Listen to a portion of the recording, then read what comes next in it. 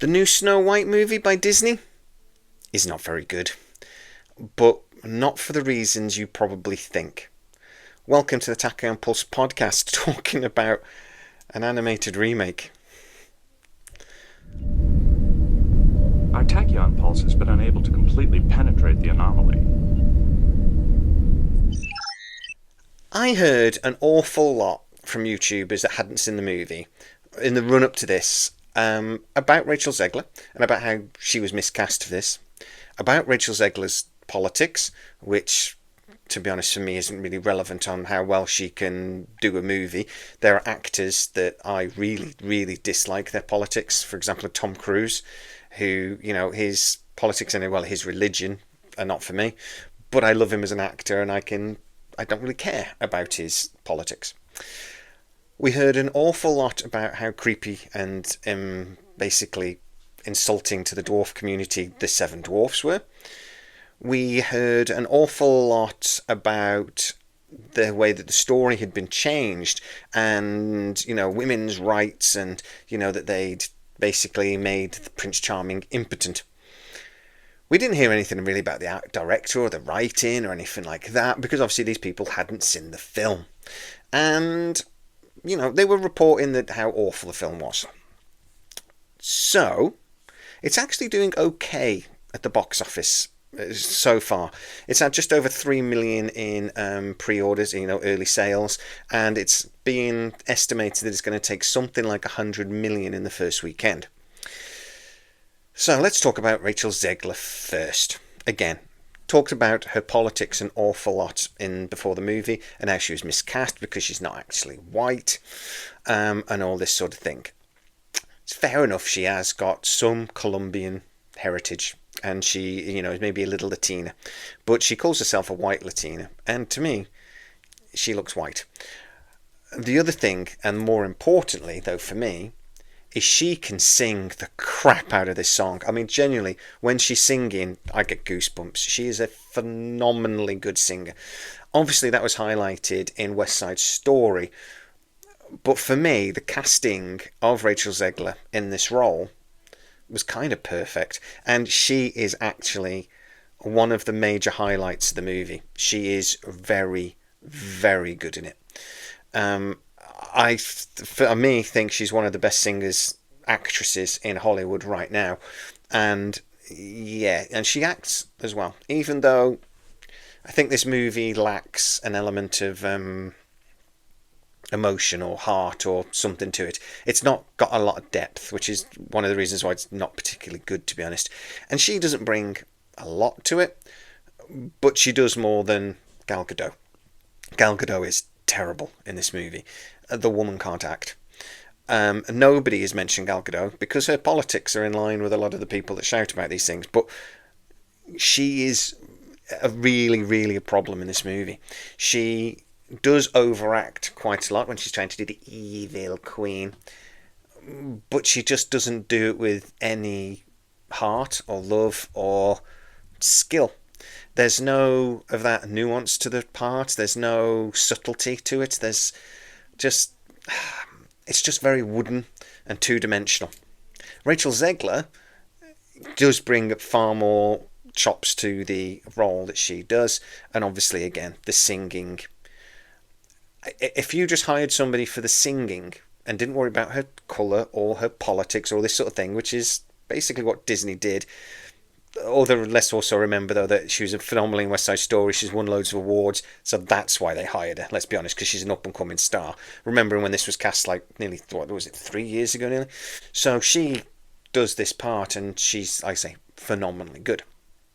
The dwarfs that everybody said was creepy and insulting to the dwarf community. To be honest, they got dwarfs to voice the Seven Dwarfs, but then they didn't play them. They used CGI.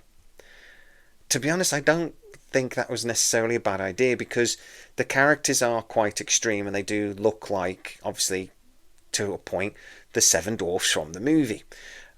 Doc, Grumpy, and probably mostly Dopey, to be honest, are very much like the sort of characters.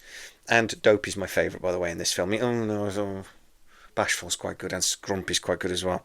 But I think they had to sort of animate it because they would have had to have used a lot of sort of makeup and otherwise, and not been able to really do it. I think the only way they could do it the way they did it was by using CGI.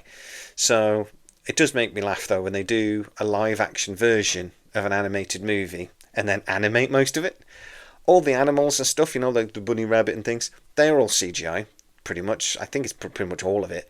And they're adorable in the movie, by the way. That's another big highlight of the film, is Rachel Zegler, the dwarfs, and all the animals. They're adorable. And yeah, why bother? I just have to ask. Lilo and Stitch is going out soon, and DreamWorks have done How to Train Your Dragon live action. I want to see both of those because that's actually stories I can see in live action that could bring something to the story, and I'm really looking forward to that. And most of that is animated, don't forget. They haven't created a live action Lilo. No, Stitch. They haven't I hope they have a live action Lilo. They haven't got a live action Stitch. They won't have a live action dragon, Toothless, in How to Train Your Dragon. I just can't help but wonder why bother.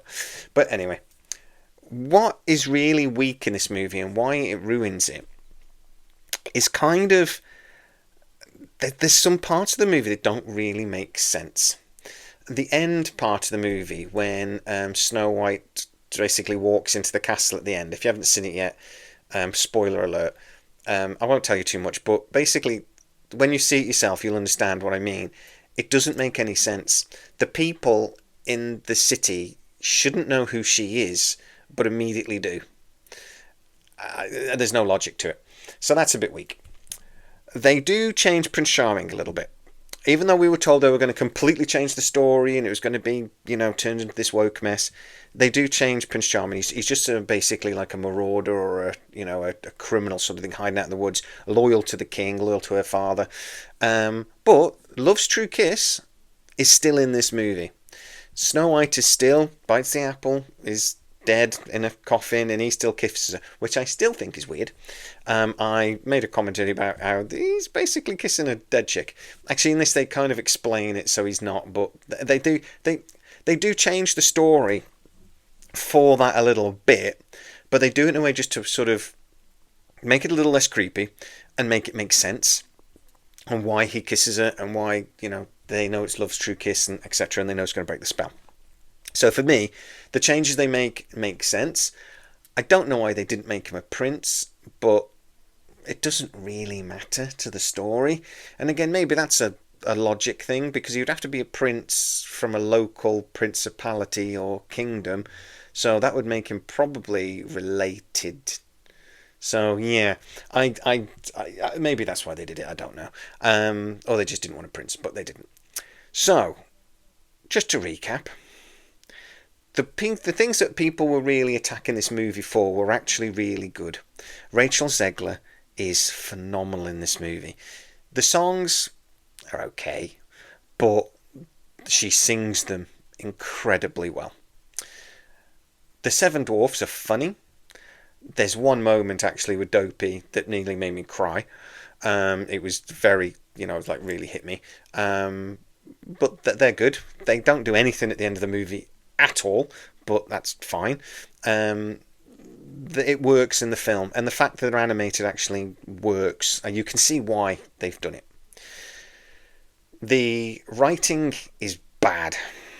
It's generic and poor, and it does shadow the original movie maybe a little bit too much in places with some of the wording used. I think they've tried to sort of remind us of the original movie a little bit, remembering it's nearly 90 years old. It didn't quite work. Some of the creative decisions the director has made don't quite work, and even though it is an enjoyable movie and your children will probably love it, and let's remember, this is a kid's film. I'm not really supposed to enjoy it. Not love it, at least. But if you take your kids, I think they will genuinely enjoy it. It's not made particularly well, but actually all the things that you thought was wrong with it are actually the best bits in the film. But guys, get into the comments to what you think, particularly if you've seen the movie. if you haven't seen the film and you're just going to spout politics, that's fine. If you want to, believe that Rachel Zegler is, a mouthy bird that doesn't have the right to an opinion, then so be it. But keep it polite, please. We're a polite channel here. We should be Canadian. We're so polite. But if you have seen the film, I'd really love to know what you think. Did you enjoy it? Because I actually went with a friend who loved it. I did have to question them why. But what did you think if you've seen it? Will you see it if you haven't seen it? Or will you be taking your kids? Because I promise you, particularly if you've got like 7 or 8 year old daughters, they will adore this film. But anyway, get into the comments and tell me exactly what you think. If you are new to the channel, don't forget to like, subscribe, hit that bell notification. It really helps us out and you'll never miss any of our new videos. Also, you can become a member of the channel and see videos up to 24 hours before everyone else. Go check it out. As always, please stay safe and I'll see you next time. Our tachyon pulse has been unable to completely penetrate the anomaly.